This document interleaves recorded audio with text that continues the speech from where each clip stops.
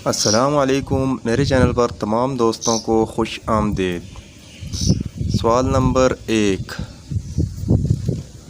वो कौन सा जानवर है जो कोई आवाज़ नहीं निकाल सकता?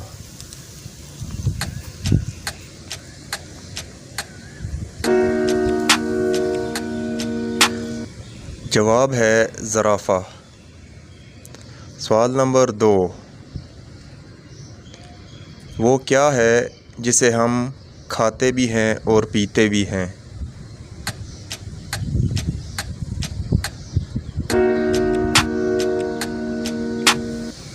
जवाब है नारियल।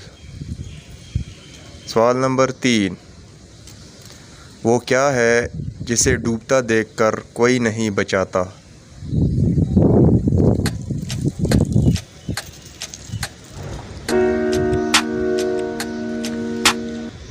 जवाब है सूरज। दोस्तों, वीडियो अच्छी लगे तो लाइक कर दें और चैनल पर नए हैं तो सब्सक्राइब कर दें। नेक्स्ट वीडियो में मिलते हैं, तब तक के लिए अल्लाह हाफ़िज़।